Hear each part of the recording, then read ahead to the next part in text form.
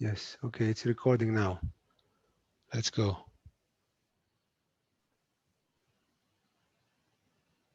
Okay, so do people have comments on what was presented earlier?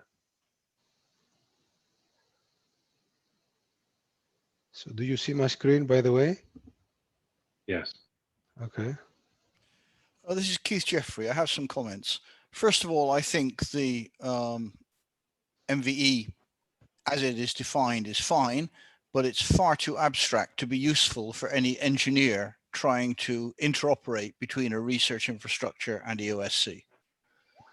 So what we actually need is a very clear definition of what EOSC expects, particularly in the form of metadata describing assets from the RIs, and in return, how EOSC expects users of EOSC through the EOSC catalog, made from the RI catalogs, among others, to access assets in the RIs and with what protections and what conditions.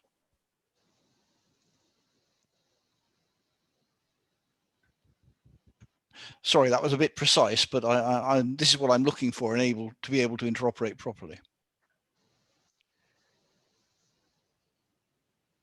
May I quickly interrupt? So it seems that Jean-François has joined meanwhile. Hi Jean-François. We have just started with the first question. Yeah, I didn't hear the beginning of the question though. Yeah, I recognized Keith's voice, but I couldn't hear the beginning. Hi, Jean-François. Yes, indeed, it was me. And I was saying that the MVE as currently defined seems fine to me, but we need more detail in order to be able to interoperate effectively from the RIs and back to the RIs. In other words, to build the distributed system between EOSC and certainly the RIs I'm involved with. Yeah, but can you hear me, by the way? Can you guys hear me? Yes. Yeah, sure. Yeah. Okay. Well, we are building it, right? So you cannot. So today, I think I answered during the in the chat. The MVE is under development. So there are initial functionality that are provided by EOSC, and I'm sure Tiziana or others can get into the details. I can't myself. But at the moment, so in other words, you can onboard services and so forth. So again, Tiziana should answer that rather than myself. But the point is, when we have reached the MVE, in order to develop the MVE, we need the infrastructure to agree. That's why it's an iterative approach. We are in the design phase at the moment, on what is it that they expect. So that ends that discussion today, right? It's not as if EOSC is a company that is building a product and which is delivering, an alpha version or beta version and so forth. There is no such thing, right? There are H2020 projects who are developing parts of it. One of them, EOSC, being more core than others, but we're not there yet, right? So again, at the moment, we need the RI to engage into the design discussion to express what they're ready to do, able to do, expecting from others, and so forth. Again, we're at the beginning now. It's not as if somebody is building EOSC behind closed doors and so on. So, Tiziana, can you comment on what you have available at the moment? Jean-François, actually, I had trouble hearing, so I just managed to hear the last 2 minutes. I was fiddling with my audio settings, so you have to repeat the question because I could see slides but not hear the talk. Okay. Keith Jeffrey asked whether, how the RIs can get connected and so forth. So I highlighted the fact that one, at the moment, there are only H2020 projects under development starting to provide initial elements, including yours. So, and probably, you know, being involved in the core, I felt you were more able to answer Keith's question than I am. So what is available now Yes. and what they can do now. Yes. And insisted that later, you know, they will be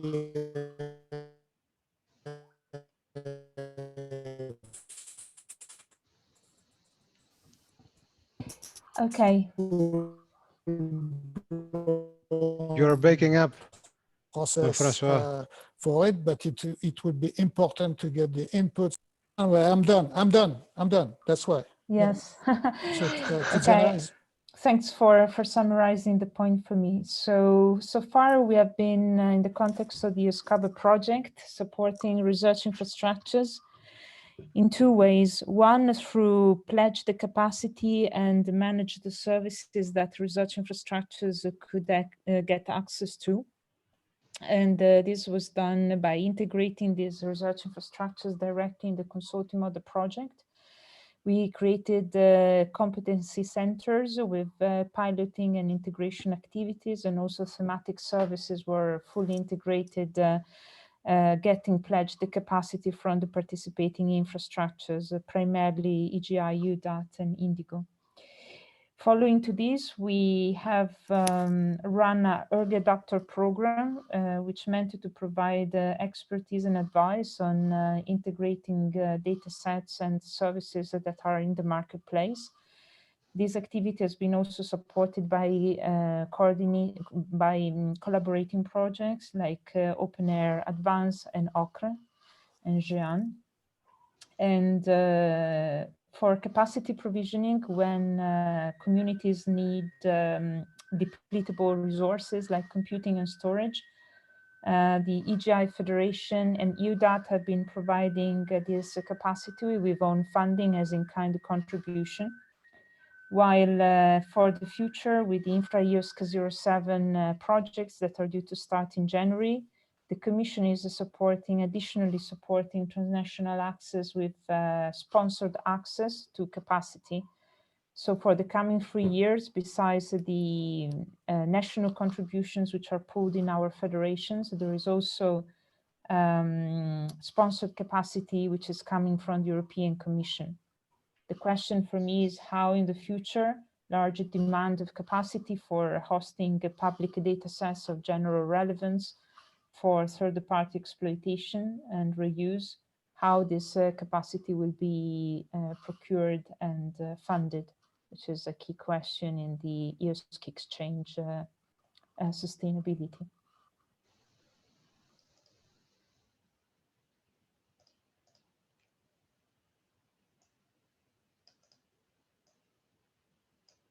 Thanks, Tiziana.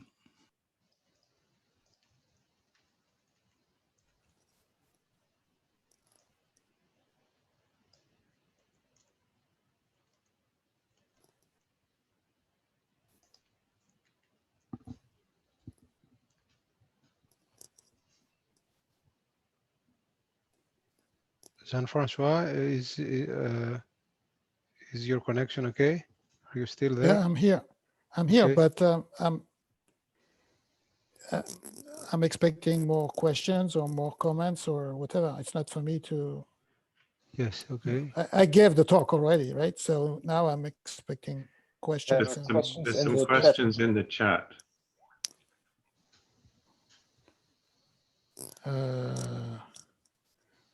Okay. So Mike Evans' question, for example, a lot of the architecture you're thinking about have already been built in a very high standard by commercial entities in the medical life science domain. Would not make sense to partner with one of these or a group of these rather than reinvent the wheel. That's okay. So first of all, any activity any effort that has been put in place in a domain or in a country or wherever in a discipline or whatever, it is will be a contributor to EOSC. The job of EOSC is not, of course, to do the job of those people who, as you said, are doing a great job in addressing the requirements that they receive from their customers, since they are commercial entities, and that's fine. The job of EOSC is to federate all those efforts into an infrastructure that will allow cross-discipline or merging the same different countries, whatever, right? Federate, right? So it's the point not to is to leverage. For take AI. Let's take the first item, AI, user identity, right? I'm sure this infrastructure that you're referring to, they have an AI approach, right, in order to manage trust and identity for the users. But then the other infrastructure in astronomy, since you mentioned medical and life sciences, the other infrastructure in astronomy or energy physics or social sciences or whatever, they may have different AIs. The purpose of EOSC is to federate those approaches so that a scientist from one discipline or one country can access to information from other countries. So this is not in contradiction. I mean, again, all the good work which is done as we speak by so many infrastructures will contribute to EOSC if they accept to join the federation. It is their choice. So I think it's important to understand that we are not positioning EOSC at the same. We are federating existing infrastructure. Does that answer your question? I mean, you may not be happy with the answer, but at least. No, it does answer the question. But some of the architecture you will need to develop to federate these different, shall we say, domains, they do already exist. So it may just be worth having conversations with a few of the commercial entities out there because they do these things very well already. Well, I mentioned the AI, right? Let's say, because trust and identity is important on the one hand, and that's exactly what the group is doing. You know, it's looking at what's available actually in this particular case worldwide by initiatives that are addressing those interoperability issue at the identity level, and you know, following those global standards in this case, or maybe we should say approaches at this, global approaches at this, and make sure that EOSC contribute to it. On the other hand, federating so diverse infrastructures is a challenge that has rarely been addressed, right? At such a level, and therefore in this particular case, the effort at the global level is nurtured by the requirements that come up from the European approach, from EOSC. So,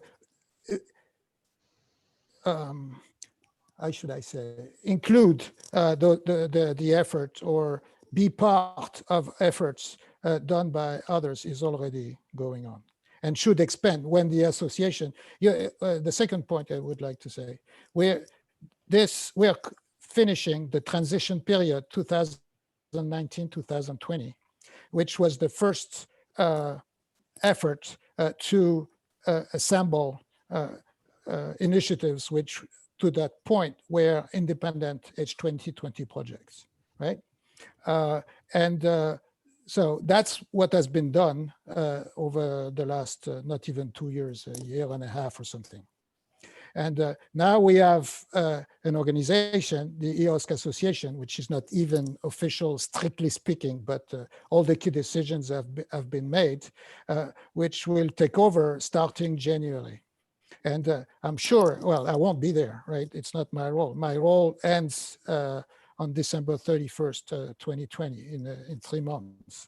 But whoever takes over will take the approach that you are suggesting. In other words, for any of the challenges, AI, PID, metadata, all of them, you know, to assemble all the constituencies and design what needs to be designed for federating the existing infrastructures. So, you know, again, this I said that answering the previous question. You should not consider EOSC as some sort of a guru company or a guru organization who is deciding everything and so forth. What we've done is manage working groups. So in those working groups, they were in, let's take the architecture working group.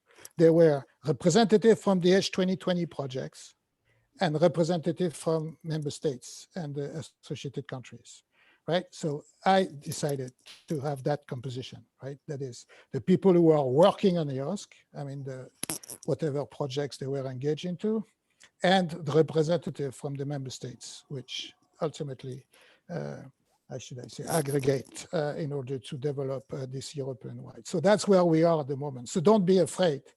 You will not discover out of nowhere, you know, a specification with the mandate from your country to have to implement, you know, metadata for life sciences this way or another. This will not happen. Okay, nobody is reinventing any sort of wheel as we speak. We are focused on understanding what needs to be done to federate great work, great infrastructures that are existing already. And this will accelerate when the association is created and is operational early next year. Fantastic. Other questions?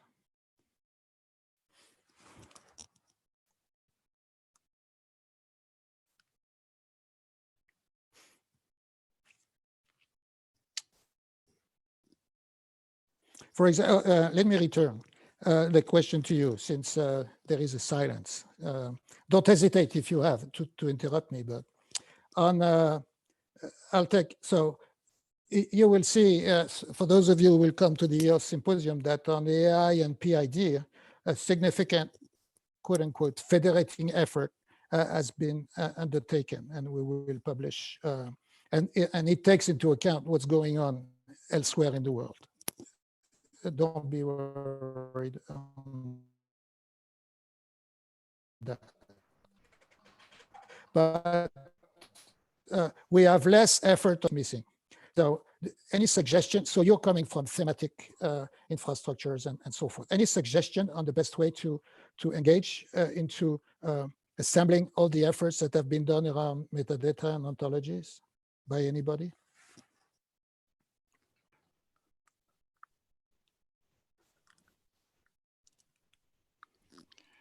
Jean-François, this is Keith again, sorry. One place to start, of course, is the RDA Metadata Interest Group, which has an overview of what's going on. And associated with that, the Metadata Standards Catalog Working Group, which is actually an offshoot from DCC, Digital Curation Center, and maintains a database of known and used metadata standards across all disciplines.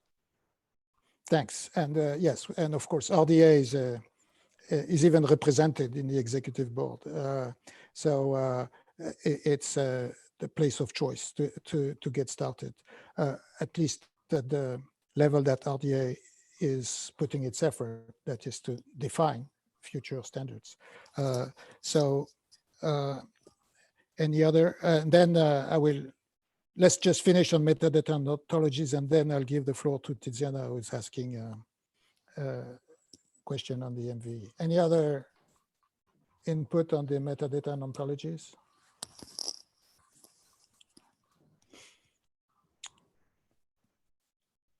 Okay, Tiziana, you have a question. Yes, I hope you can hear me. It's a question about the slide that you presented about the minimal viable EOSC, the MVE. And first, before I ask the question, let me give a bit of background. The 5 ESFRI clusters, together with infrastructures, recently put together a paper that aims at emphasizing what we think collectively as an important value proposition for EOSC.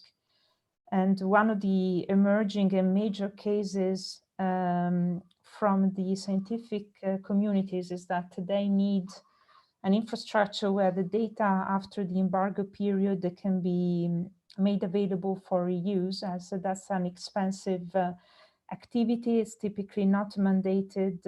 None of the research infrastructures is mandated to do that.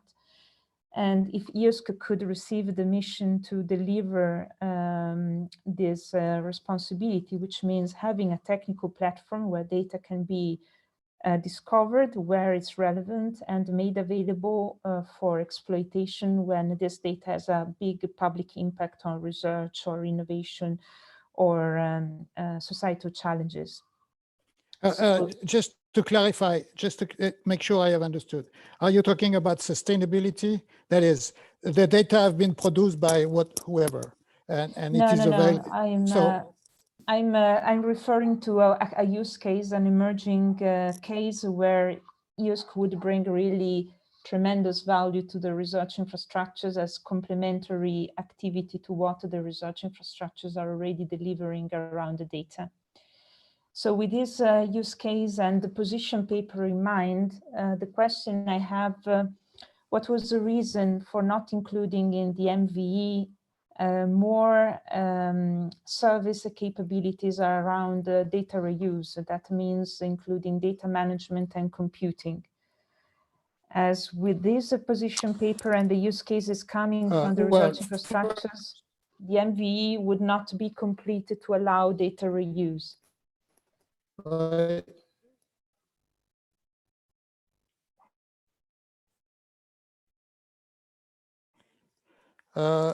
Connection. Yeah, we can hear you, Jean-Francois, it's fine. Okay, I had difficulty at the last two sentences from Tiziana. Anyway, so first of all, a general answer, and then can you move to the list, whoever has the slide deck, to 2 slides further, I believe.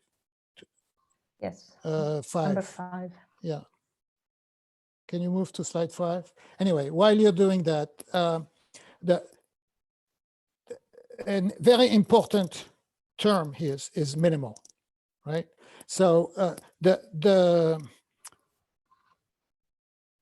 there are many use cases that will not be covered by the MVE, right? And that's why it's a valid debate, right? Because this is the proposal at the moment, and that's why we chose to discuss it. Is you know, the idea is to define what from the EOSC, you can go back, so I'm sorry, go back 2 slides, right? Please. The point is, no, back. So the reason of this diagram is to show that we all want to get the blue EOSC, right? That's our goal. And we know that anybody in the infrastructure, when we choose the MVE, we make it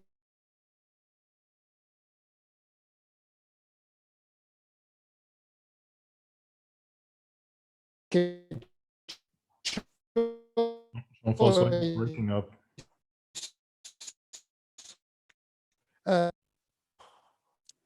I'm breaking again.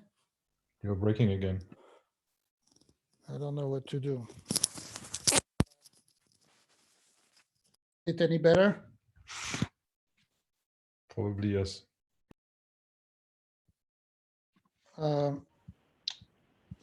Okay.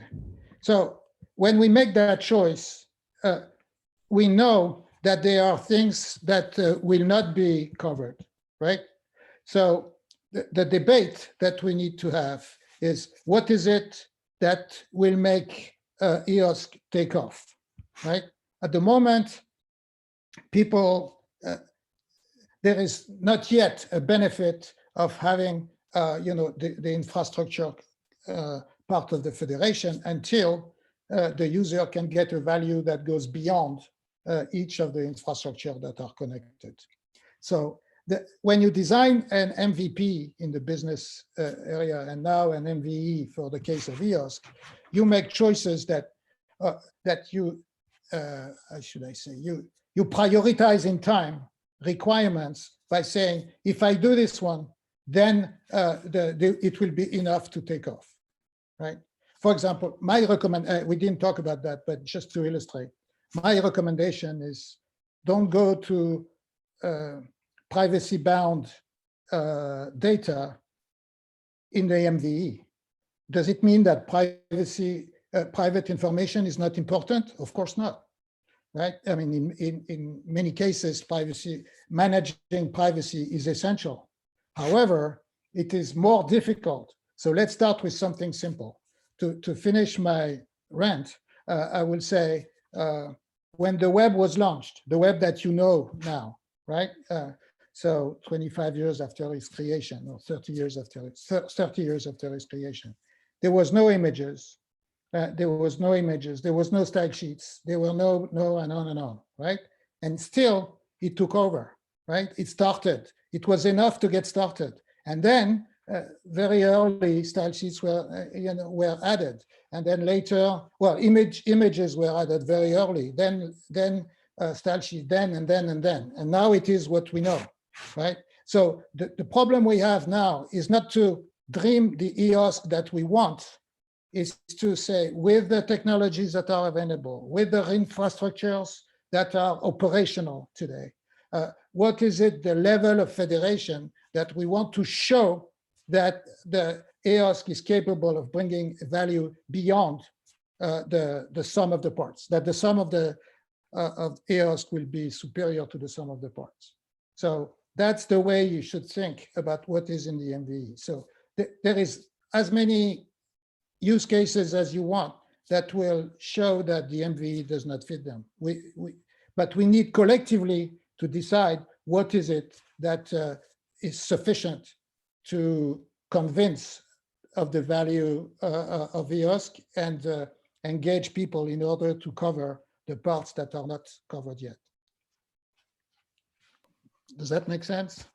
Okay, first of all, could you hear me?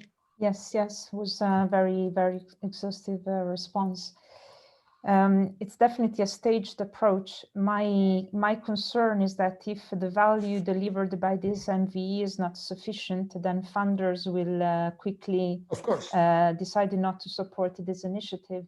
So echoing the question from Juan Gonzalez Garcia, what are the use cases and value propositions which are supported with this MVE? Because that will be key to make the funders happy.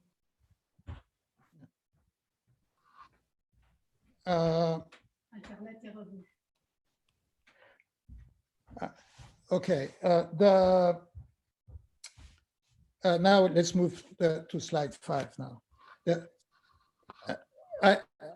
reason why we're coming in front of you today and the reason why we're publishing, so frankly here, I think Rupert and Bob could engage in the answer the same way I am. So this is less an architecture question, it's a requirement question and it's a sustainability question, right?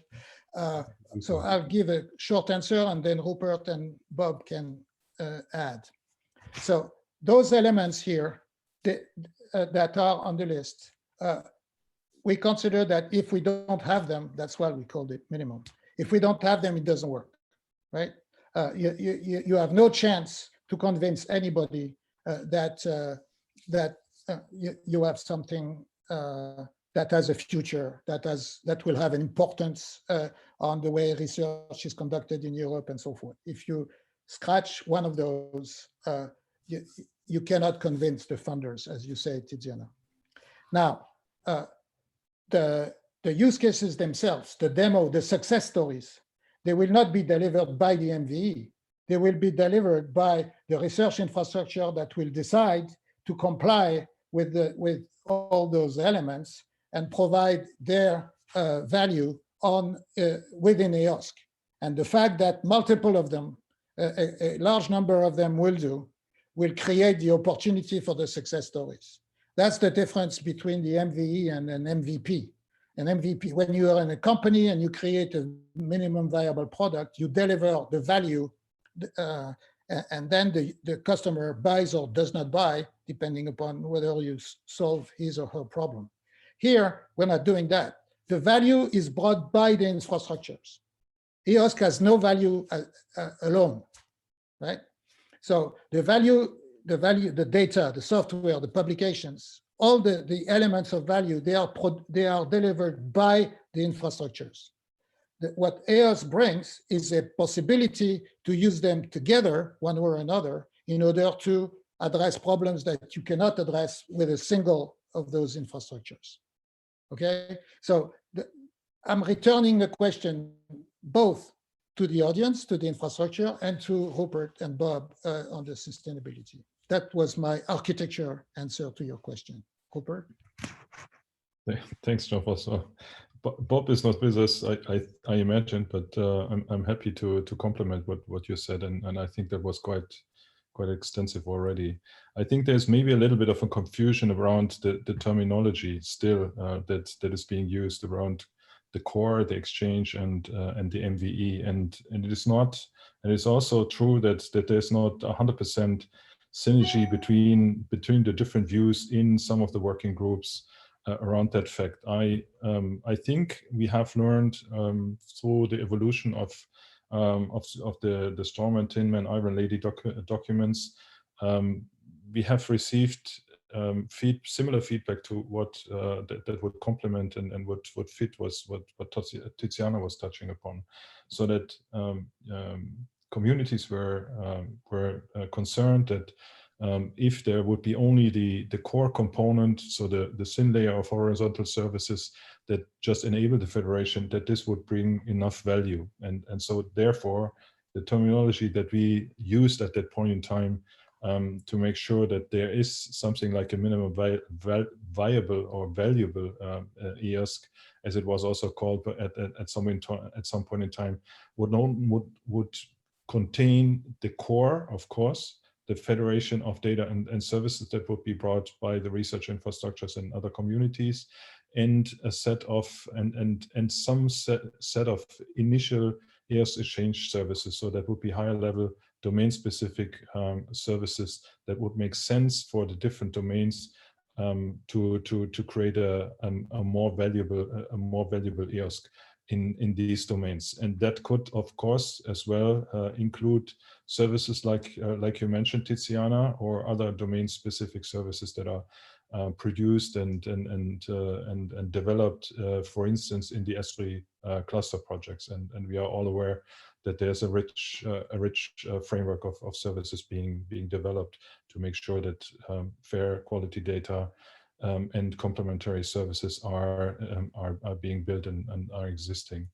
So I think this is a little bit of this confusion. If I look at Jean-François' slide number 3, that was the circle. We see that that there is this full circle, as Jean-François explains, that would create the full dream of the ultimate vision of EOSC, and that could beyond, and could even be developed beyond into other communities. But here in the first reincarnation, in the first phase, there's a fraction, and this is just by this piece, by this blue or green piece that's just selected and called MVE. It contains the core, the full set of the core services. It contains a set of growing to be federated services from the different communities, and a subset of the EOSC exchange services that might be rival services that could complement what is being developed in the domains, or being those that are being developed in the domains. And I think that's part of the work of developing the strategic research and innovation agenda, to specify what could be the first elements that could actually make sense and contribute to successful use cases in these domains. So that's I think a little bit from my side, and how we from sustainability would like to see the evolution going, and also the naming of the different elements.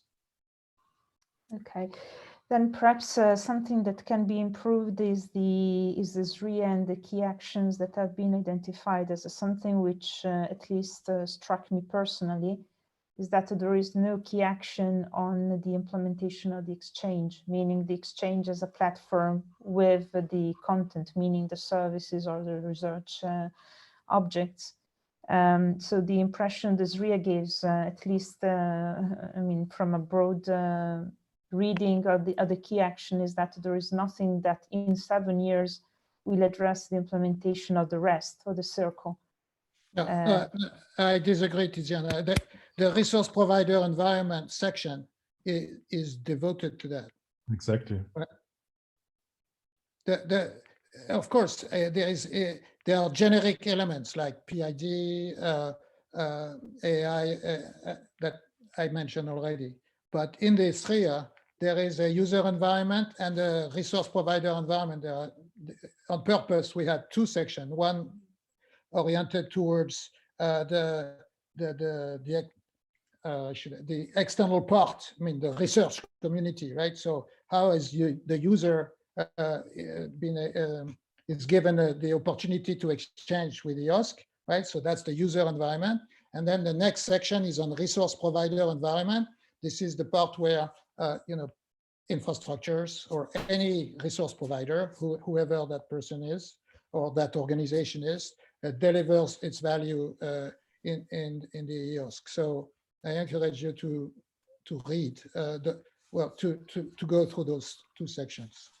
Okay, then perhaps we have a terminology problem, as the architecture, I think, doesn't define these environments, and that would be a useful complementary information to go in the slides, because that will help reading this RIA in this sense. In fact, I didn't get the relationship between these two actions and the exchange.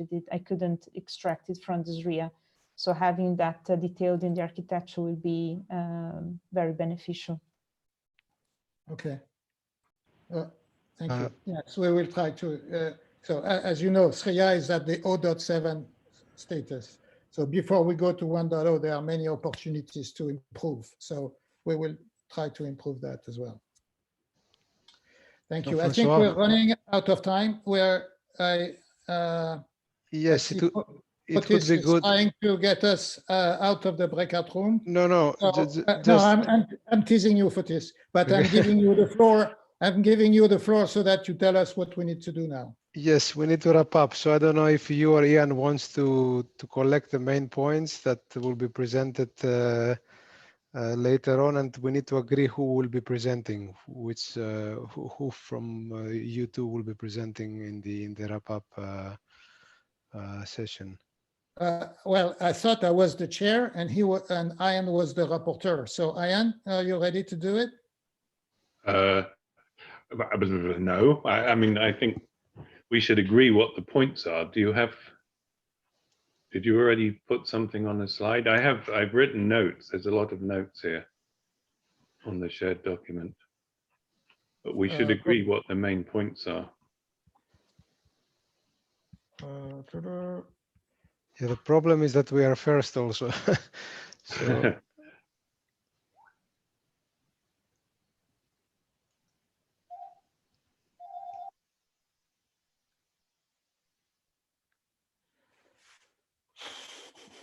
okay, there was a first discussion about the positioning of the EOSC. I mean, federation versus, like the answer to Mike Evans, versus the excellent, or in some cases, commercially driven infrastructure. So again, that was the federation issue. There was suggestion by Keith on metadata and ontologies. And then there is the scope of the MVE and its role, right? So which has been discussed. And then the comment from Tiziana on the fact that not only the MVE needs to be convincing enough that the funders will continue to fund, right? So among the targets of what defines what is minimal, there is not only the success stories or the fact that scientists will be able to do things that they could not have done otherwise, but they will also, it will have to reach a point where we convince the funders to continue to fund, right? So I don't know, did I forget one thing?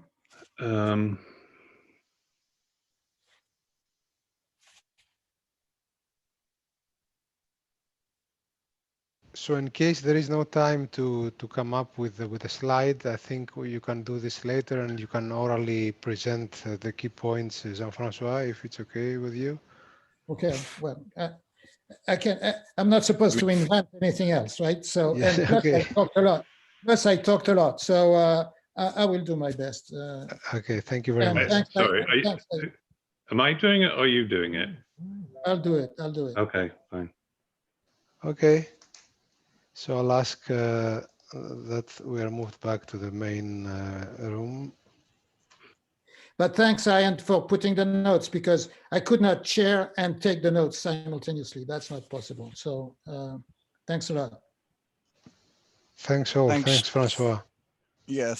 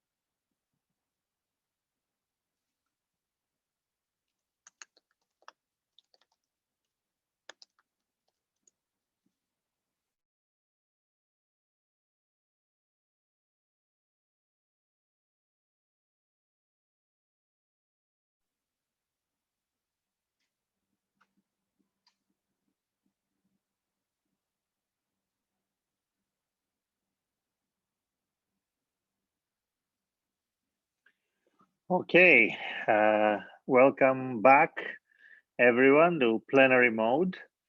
After 45 minutes of intense discussions in the breakout sessions, I did breakout hopping from one to the other, and so I have glimpses of all the discussions, and they were very interesting, very diverse, and so in the end, lots of goodies are to come out of this.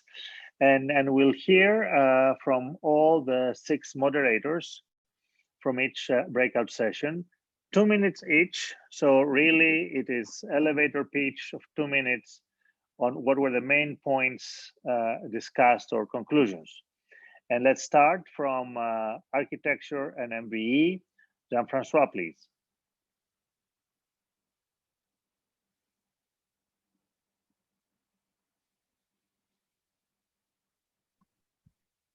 Can you hear me? Yes. Okay, thanks. Okay, so 2 minutes, I'll try to be fast. So first, rather than discussing each and every component of the MVE, I think there was an agreement, at least that the fact on the components that were put in one of the slides of the architecture presentation, so they were okay. But the positioning of the MVE was discussed. First, the view of the engineer, who said that there is not enough detail yet in order for me, an engineer, to contribute to the MVE. So the answer here is that we're in the infancy of this discussion, and whoever is a member of an infrastructure, let's say an IT manager in any of the infrastructure, needs to engage now in order for the MVE to go from an overall goal to technical specification, right? So that it's clear that we are at that stage where we will have to move into a more detailed description of the various components of the MVE. The second part of the discussion was that there are lots of infrastructures that have already faced all those problems, AI, PID, and so on. And they have lots of experience, and why reinvent the wheel? So the answer here was the discussion, and the answer was, we want to federate infrastructure. So all progress, all good things that are coming from infrastructures, they need, and EOS need to leverage upon, to use them, and federate those gems into something which bring value to the user. And then there were concern. The third concern was, well, we need to deliver, otherwise funders or will not trust us. So yes, there is a tension here between designing the MVE in a way that will have the best potential on the one hand, and on the other hand, having success stories and results that will convince funders to continue to fund. So there was those various view angles on the same problem, the definition of the MVE, from the engineers, from the infrastructure manager, and from the funder perspective. So that was the discussion of the architecture. Thank you very much, Jean-François. Françoise, FAIR Breakout 1.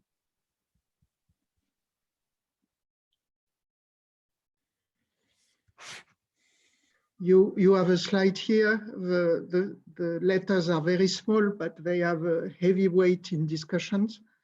The discussion was very, very interesting. And I think we have more things taken in notes that will be transmitted to the project. So these are only a few points. The fact that it's interesting and useful not to reinvent the wheel when one begins now, especially for the small infrastructures. There are different levels of interoperability, and this has to be fully taken into account. You can use subclusters to define different levels progressively. There is a strong need for collaboration to share best practices, implement them, find solutions. And there is a need for support to EOSC, and there is also a need that the communities work themselves, in particular to define their standards and the practices they need for their own requirements. On the research infrastructure side, it was shown that it's extremely useful to have a policy and a framework which applies both to the research infrastructure itself and to its users in terms of what to do with data.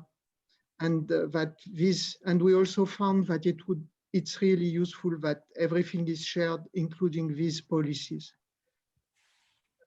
The things that there are many examples of best practices now, and that it's useful to share the examples. And it was mentioned that publishing in journals is useful to convince yourself of what you have done, how you have implemented FAIR for your community, convince yourself, convince your colleagues, think about what you have done, and also in the end, convince your boss and share with the others, basically. So again, document and publish everything. It was also noted from the discussion that the FAIR principles are very useful to guide work and to help people to understand what to do. But there is a need for guidance, and there would be a need for guidance on each criterion linked to the FAIR principles, how to implement them, and what to do when you are in your own case compared to people who are in other contexts. So guidance is needed, and in general, it does not exist. The publications were mentioned both as, in some case, a kind of data, and also that you have to publish data in synergy with publications, so interact with the publishers. The specific difficulty of interoperability was mentioned, of course, with these different levels of interoperability, as cited before. And one has to deal with complexity of the data before even reaching the interoperability layer, especially in some disciplines. So we can finish with recommendations, which are recommendations to EOSC and to EC. There is a need to have a two-way dialogue between EOSC and the stakeholders, in particular the research infrastructures. Support is needed because culture, there is a need to change culture, there is a need to define standards, there is a need to implement fairness, and there is a need to talk to the community. So there is a need for support. And it's not always easy in the framework of the current usual calls from Brussels. And again, guidance is badly needed. And changing culture is difficult, and you cannot do it from scratch, and you need support for that. Thank you very much, Françoise. FAIR breakout number 2, Andy.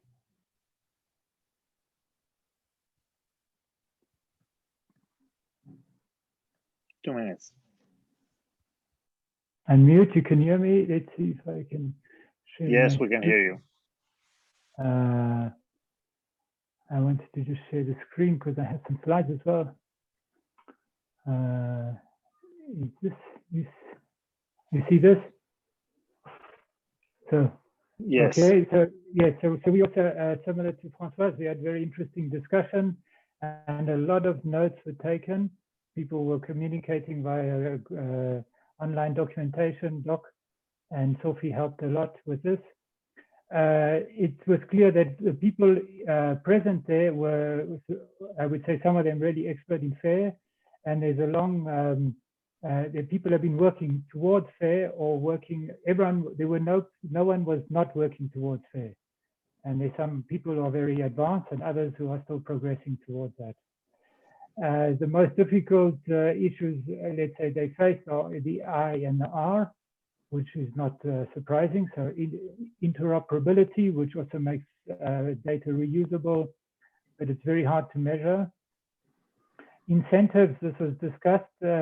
Journals asking for DOIs were definitely something that would help and is helping to give scientists some incentive. And in some communities, they're working on tools which are mining data publications to actually give credit back to people when data is reused. We discussed briefly on licenses, where CC BY 4.0 seems to be the most commonly used, or at least the one that was discussed. And CC0 can be sometimes used also for metadata. In some countries, we noticed that FAIR is not considered a priority, so there were quite a few statements in this direction. And one of the reasons which was given was that also data sets are still not considered first-class citizen in terms of research outcomes. So people are, let's say, funding agencies or national agencies are still measuring publications more. It's difficult to measure what is fair, so requiring something to be fair by a funding agent, we still are difficult to measure because it's such a vast concept. It's not something which is as simple as open or not open. And what helps with this is certifying repositories and maturity models. Of course, FAIR is made to be clear, it's not always open, but in that case, at least the metadata should be open. Scientists, we also discussed, our scientists are aware of this, and this is still very low on many of scientists, especially we notice there's a difference between older and younger scientists. And also in terms of decision makers, the value, added value of making data fair has still to be, we're still in the process of proving that this is worth it. And there was a good comment saying that not all data are equal, so one should not try to make all data fair, but the most important data fair. That's it. Very good. Excellent and timely. Ornella, FAIR breakout number 3. Showing now, yeah. We had some slightly different results compared to Andy. It seems that we also had a different sample. Now, we all agree that going towards fair data is necessary, but it will take time. So this is a gradual process, and that it will also imply additional costs, including, for example, human resources. These additional costs are usually underestimated. They are still not, may not be well known.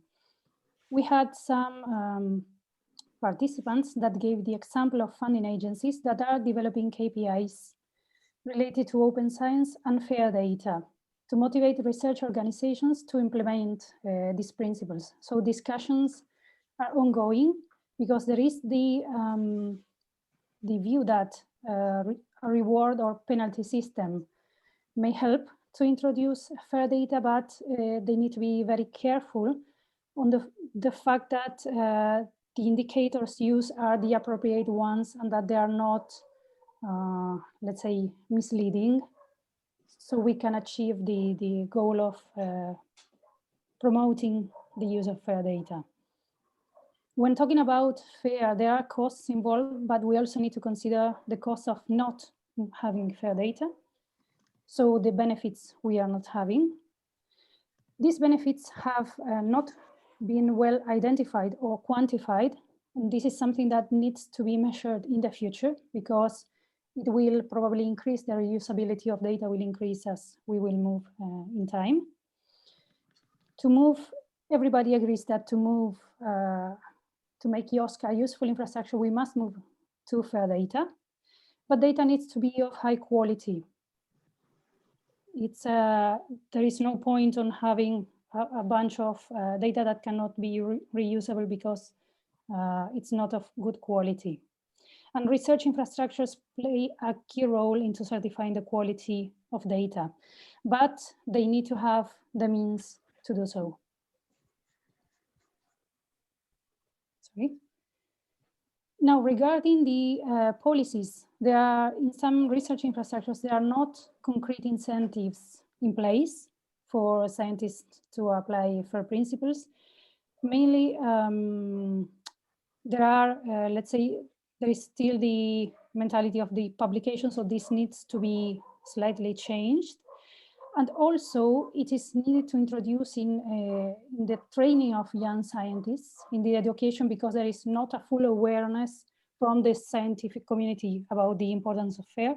So there need to be paths, education paths introduced in early careers. And we had also a very nice example of how this was achieved in a country. They introduced in the university curricula for postdocs a course on fair data. And some research areas are, let's say, a little bit more advanced in collaboration across institutions to move together towards FAIR. So there is already some degree of coordination in communities on standards.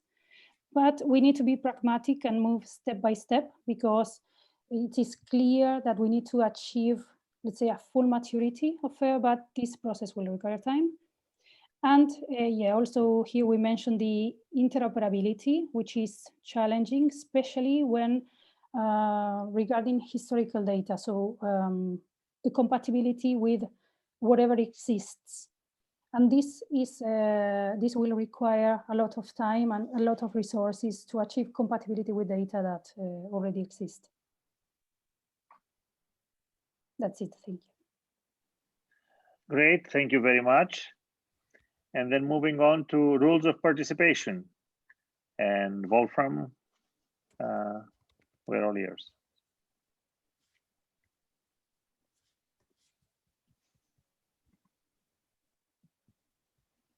Yeah, it seems that my video has been stopped by the host. That's what it says. So you just hear my voice, I hope at least. Yes, we can hear you. Now I'm allowed to show. We had a very interesting discussion about the question how the rules of participation will be affecting the thematic research infrastructures and ESFRI as a whole and the other way around. So how can the thematic research infrastructures or ESFRI as a whole can affect the rules of participation in the future? I have to invite you to a short thought experiment. So think about the situation that the rules of participation as they are now, they're very broad, will be handed over to the EOSC Association in December. And then going forward, the EOSC Association will be responsible for developing the rules of participation. And imagine that the rules itself, they might stay abstract, but there will be very specific implementation guidelines. Maybe there will be implementation guidelines for individual thematic research infrastructures. So for Human Brain Project, or for Elixir, or for Clarion, Daria, or whatever. So individual implementation guidelines for the rules for individual research infrastructures. How should that happen? Should that not happen? That was one of the questions that we posed. And if so, and if that happens, how can the EOSC Association organize an editorial process that is also developing these implementation guidelines for the rules of participation, or an update process, let's say. So we have some results to share. And I hope you can see my screen. Can you? Yes. Yes. Thank you. So the questions that we posed, I just explained. I will not repeat them at this point. What we discussed, and we had a very good discussion. We had not too many people, but we had representatives of the research infrastructure. So really we included or could discuss the perspectives of thematic research infrastructures, disciplinary research infrastructures, and did so. So there were mixed views about this question, whether an individual thematic research infrastructure should have an individual implementation guideline, so an individual interpretation, let's say, of the rules. But if so, and I think that's an important message for ESFRI to take forward, of course, there is something like an organizing role in there, or a question for ESFRI. How could ESFRI participate in this process, that there are individual inputs? And how can be made a link between ESFRI and the EOSC Association so that rules and implementation guidelines for the rules can develop over time. Most felt that the EOSC Association will have the final responsibility for the rules going forward. And there was also a strong agreement about the question that there should be a representative input for the thematic research infrastructures in the EOSC Association. And there is, of course, the underlying question: is the membership model sufficient for representing the research infrastructures in a way, for example, in this context, in the rules of participation, going forward, being developed, being adopted for individual research infrastructures? Is the membership model that the EOSC Association has sufficient, or do we need a liaison, for example, like ESFRI, that is organizing the responses, having a stronger voice basically in the organization? We cannot answer these questions at this point, but I think it's very important to pose them. You will also find them in a slightly different form in the questionnaire for the breakout sessions, and you can vote on that among all the other questions. What you see, we only collected 9 responses. As I said, we were not representative definitely, but you have an indication here would you suggest to develop individual ROP implementation guidelines for thematic infrastructures? The view is very, very split. Do you think ESFRI should have an organizing role in preparing individual ROP implementation guidelines? There, many people said yes. So if there would be such a process of having implementation guidelines for thematic research infrastructures, then yes, ESFRI should take a role. Many people felt that the responsibility lies in the association, as already said, and a very strong vote on the research infrastructures being represented in the process of developing the rules of participation going forward. That's it for me. Thank you. Thank you, Wolfram. And skills and training, Irina Kushma, the rapporteur, will give us the report. Thanks. I think Wolfram should stop sharing. Thanks.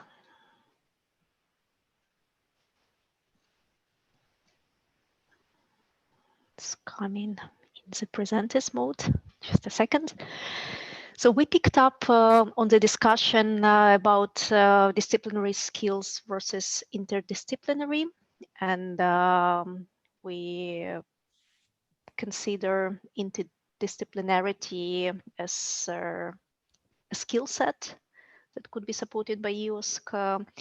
And we also discussed a bit about EOSC enabler role and how social and community enabling plays an important part of that. So that's why we added communication and community building as a skill set that is important for EOSC. We also talked about coordination of training programs, competence centers, and how important it is to link trainers. And by linking trainers, we mean across research infrastructures, but also with institutions and on the national level and on European level. And we touched upon briefly on training as being part of sustainability and MVE. And there was this message that EOSC will be empty unless we train people, and awareness is really step zero. And we also use Mentimeter and just a couple of slides. So these are some of the EOSC actors that participants of our breakout considered most important for their research infrastructures, research organization. And it doesn't include researchers, policymakers, and citizens, because we considered them as a given. And some more about coordination, how coordination is really needed at all levels. And we also talked briefly about importance of training catalogs for EOSC and how we can make sure that all training materials that we produce as research infrastructures or projects are really searchable and available, and what kind of quality stamp we could add. And that's it for me. Thank you.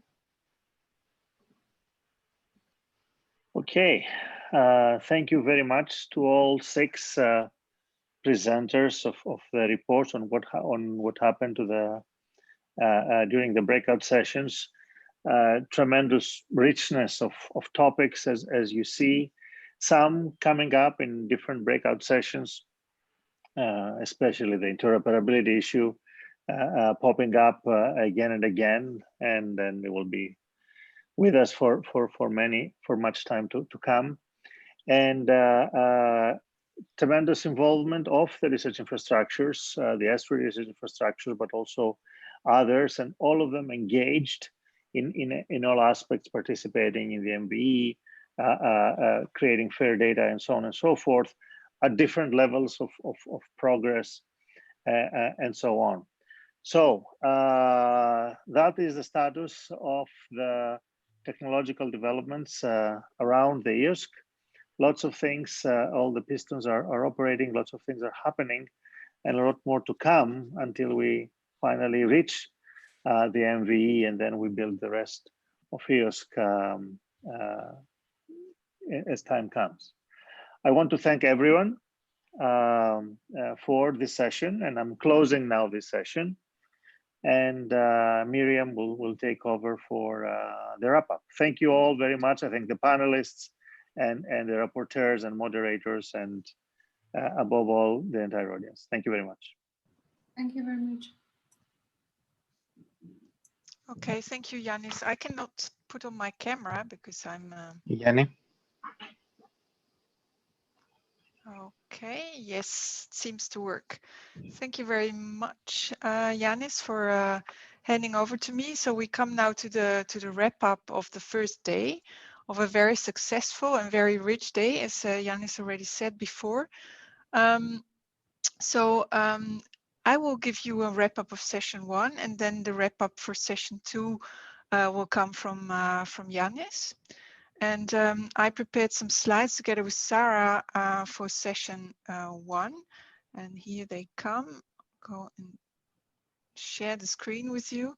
So on the EOSC partnership, so the EOSC partnership and the new ASBL or legal entity is only preliminarily assessed and partly adequate to face the challenges, and also thematic RIs are only partly represented. This was a come out of the breakouts.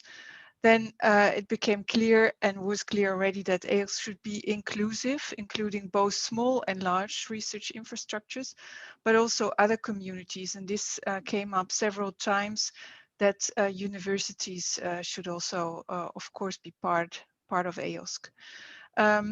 So the research infrastructures are very interested to join the EOSC association, but it became clear during the discussions today that more information might be required.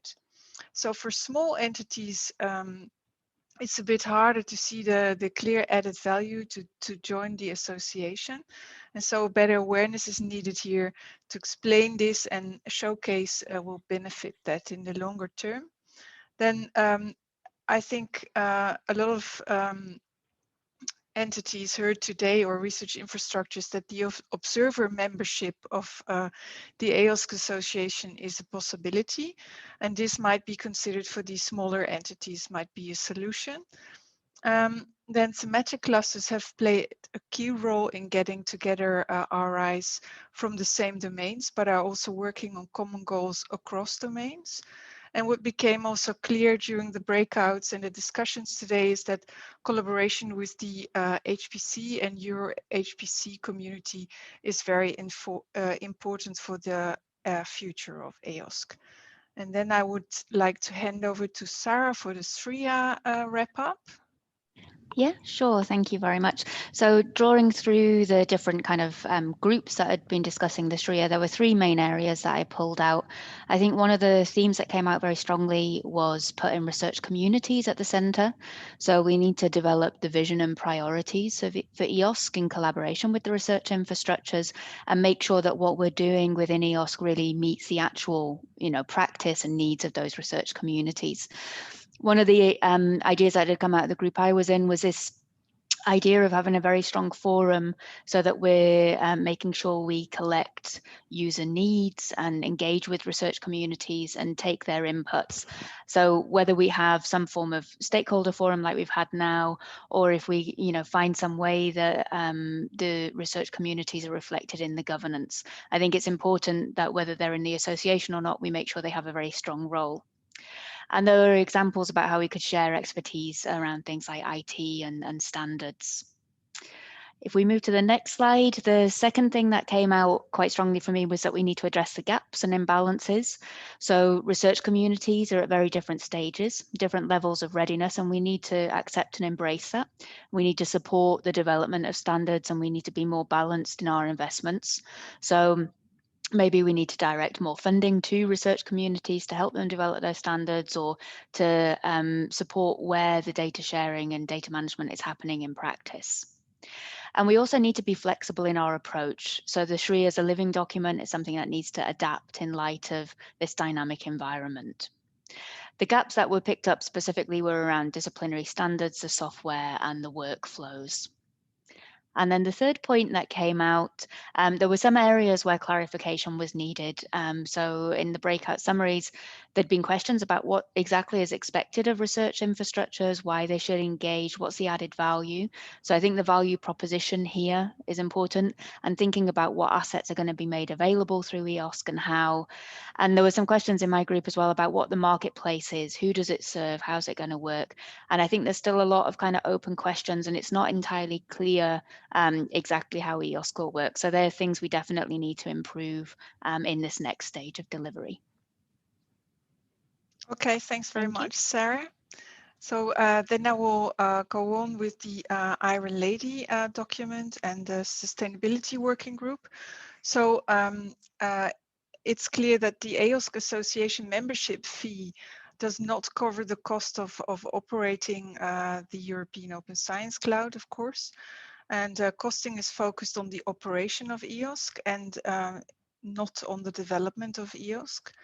And transition from the current state to the first implementation of the minimal viable EOSC, there's a need to move away from project funding.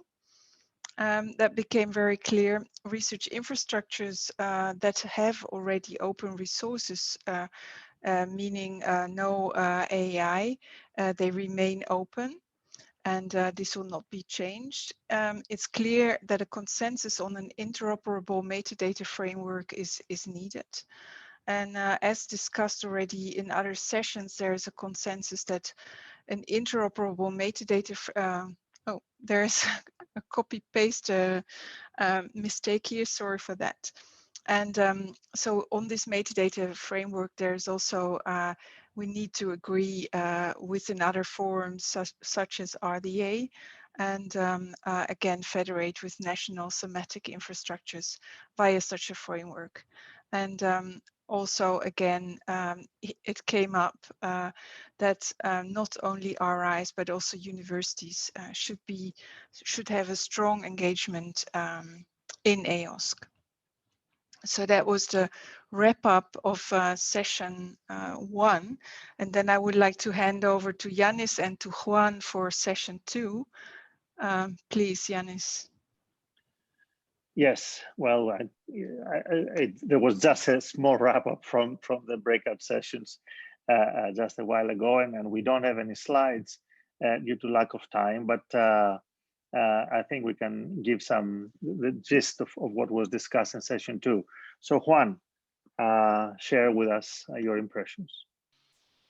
Thank you, Yanis. Yeah, so this is very hurried because this has just happened, but I've tried to see some subjects that came out across the different breakouts, across different topics. I picked out 4 things. The first one is that there are 2 sides to an argument about learning from experience. We heard, we have to learn from experience. We have that the RIs have a lot of experience and we mustn't reinvent wheels. But on the other hand, we also heard in the architecture group that the problem we are trying to address with EOSC is a new problem. It's about federation, it's about cross-disciplinary, it's about bringing a much broader spectrum of people together than has perhaps been done by the individual research infrastructures and the infrastructures. So I think that's something that we have to think about, is how do we have the conversation across the board range. Second point that struck me was the governance is really important. We had governance in session 1, but it came up several times in session 2 as well. And by governance, I mean how the decisions are going to be reached. Comes up in architecture and comes up in criteria for FAIR. It came up in ROP a lot about how we take the next steps in developing the ROP and who we involve. And also on this line came up that a lot of the decisions that have to be taken globally. because the research is happening globally. EOSC has to interact, has to support global research communities as well as European researchers, or support European researchers in their global work. So that was another thing, and RDA has been mentioned several times as a vehicle to enable that. Of course, I would say that. The third point was about what the next steps are. In architecture, we heard that we have to move from goals to technical specifications. In rules of participation, we discussed that the current rules really are just aspirational principles, directions of intent, but more detailed specific rules are going to have to be made for the specific resources and specific types of participation. So I think we have to recognize that we're on a long road. We're at a certain point where we have made some good progress, and we have something that is now existing, and we have a lot of projects all working on developing that. But really, it'll be a while before we get to the full value back from the investment, and we have to recognize that as we move in refining goals into technical specifications. Final point was really around stakeholders and what's the best way to involve them. How we balance listening to discipline-specific or thematic-specific things and cross-disciplinary things. If you saw the first of those pie charts in Wolfram's presentation back from the ROP, it's really interesting that it split three ways, and it was basically around the role of ESFRI versus the thematic infrastructures, and there was a broad range of opinions, almost an equal split, three different ways on that question. And I think that's something that's probably true across the board, that there are many people with different opinions. So we have to find a way to do that. Different opinions across the different thematic areas, also different opinions across different countries. And it came up in training, which I think was a really good point, that cross-disciplinariness itself is actually a specialist subject, and we need to perhaps think of it as a thing in itself, not just something that can be done as an add-on by a lot of disciplinary specialists. And here we think about standardization, which, as always, you have to balance doing something narrow and quick versus something doing very broad, which will take longer, and we have to find the right balance between those two. So those were my 4 points that I drew out from the discussion. I'm sure there were lots of other interesting things too, but that was my take on it. Thank you very much, Juan. You caught quite a few of the key points that I had in mind, and some that I didn't. There are two that I want to bring up that made an impression on me, and are in the same flavor that you mentioned, that things that were supposed to be in session 1 came up in session 2 again and again. And one of the issues for me was the issue of the people. Although this was the session on technological development, the people came up again and again in all breakout sessions and in all presentations. Everyone should be involved in shaping up the MVE and contributing to it. People need to understand what FAIR is and how to make their data fair, what are the incentives to put for researchers and scientists to make their data fair, and how to engage the publishers to understand what this means and interact with them to come up with the right structures so that data is published in a fair way. Who should be involved in the rules?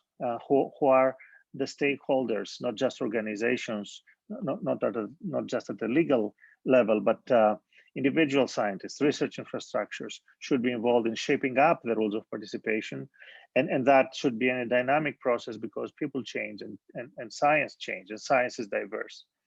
And of course, that the training it's a major element. It requires training, not just formal training, but training also the politicians, training the funding agencies, training the policymakers in order to think of this new way of approaching science. So it is even technology, which has a whole bunch of challenges, don't get me wrong, is intimately, for any progress in technology and for for technology to have impact, the people are the key element that we have to pay attention to. And the second issue that struck me, didn't strike me, but I found it worth mentioning, is the issue of cost, which also came up in a lot of the technological discussions. Not just of developing technology costs, but also how do you sustain the entire operation. And you cannot expect just the fees to cover. And it's not just sustaining the development and the maintenance of the technology, but even the training that was discussed before of educating the researchers, the scientists, and stakeholders that I mentioned. It requires, it's costly, and there has to be a mechanism so that these costs, these training costs, must be sustained. So people and costs were the two things that I wanted to put next to the points that Juan mentioned as the key things that came out around all the discussions in session 2. As Juan said, there is a long way to go, but it's a way that we have started. It's a trip that has started, and its destination, or even the trip towards whatever the destination is, sounds exciting. So that's from session 2. Back to you, Miriam. Thank you, Yanis. Can you put my camera on again? Doesn't work. The yes. tech team, please. Yeah. Okay. Thank you very much for this excellent wrap up in such a short time. Very interesting. I think we really learned a lot today, and I'm very excited about the outcome of the conference. And it would have been, of course, much nicer if we would have all been face to face in Greece. And I heard from Fotis that it's fantastic weather there. So yes. That's a pity, but nevertheless, I think we had an excellent first day of the workshop. And I would also like to thank the Athena team, Tassos and Fotis and the Stress-Free team for the excellent organization and to make this all technically possible, because that was a real challenge.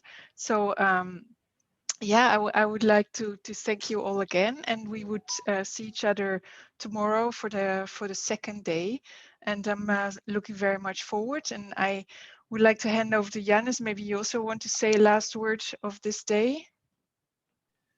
No, it was a very rich day from beginning to end. I've also been trying to follow the discussion in the chat, and it's a really heated discussion in the good sense. Yes, I agree. No, I disagree. What about this? And so on and so forth. And now that the quality is being discussed with Jan and Francoise and Carol and everyone, I think the material that we have will be food for thought for many decisions to be made in the times to come. And I wish to change a little bit. I wish you were all here to host you in Athens, but you know, sometimes this is not possible. But we give you a rain check for the next opportunity. The third, the fourth, the fifth workshop. We'll be glad to organize it in Athens. And I want to thank also my team at Athena that has done a great job coordinating all the breakout rooms and coming back and so on and so forth. Thank you all, guys, from me as well. Okay, Miriam. great. Yes, Tasso, Fotis, sorry. Yeah, there is a questionnaire with all the questions from the breakouts that is available to be filled in, not only by you who are participating in the breakouts, but also your colleagues. I think we need to raise this also tomorrow morning during the plenary. And the link was sent in the chat. If you don't, it should be also available in the website. If you don't find it, you know, just send an email to info and we will send it back. Okay, great. Thank you very much, Fotis. Welcome. Okay, well, then I would close for today, and happy to see you all again tomorrow at 10 o'clock on the second day of our workshop. Have a nice evening. Bye-bye. Bye-bye. Bye. Bye. Bye. Bye, everyone.